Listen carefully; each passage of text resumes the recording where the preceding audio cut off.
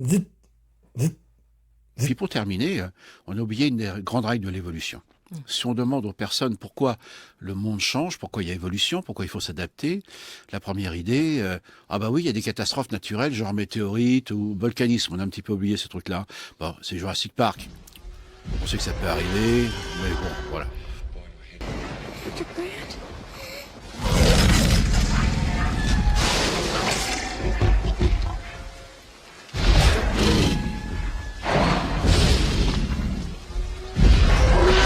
Nos sociétés, à l'échelle mondiale, ont connu quelque chose auquel n'était pas préparé.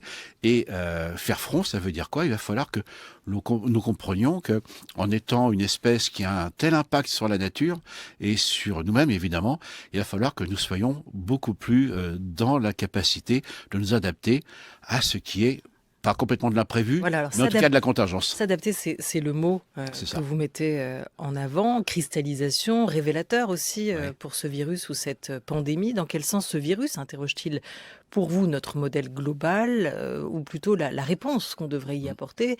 Il faut s'adapter à quoi aujourd'hui, Pascal Pic? S'adapter aux tensions vives qu'exacerbe la théorie de l'évolution. Il faut donc s'adapter au darwinisme.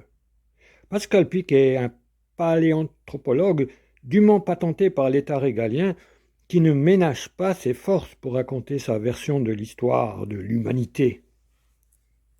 Comme on peut le voir, le darwinisme social n'est pas un courant de pensée cohérent, mais une étiquette collée par malhonnêteté ou par bêtise sur des idées s'inscrivant dans des idéologies politiques différentes. Et bien qu'une logique darwiniste puisse avoir été utilisée parfois pour justifier certaines idées, ces idées en question ont bien d'autres arguments pour se justifier, au contraire d'une idée réellement darwiniste sociale, qui se justifierait principalement par sa logique darwinienne. Aux conséquences de notre succès, comme je vous le disais, notre business continue à aller bien, mais là, l'économie seule ne va pas suffire. Et si nous continuons à provoquer des inégalités sociales, on en parle beaucoup, les travaux de M. Piketty, mais il y en a d'autres bien sûr, et également la détérioration de l'environnement, il y avait une prise de conscience qui commençait à émerger en disant on peut avoir du succès, mais si on est dans un écosystème qui est en train de se dégrader, on va tous avoir des difficultés. Oh mon Dieu!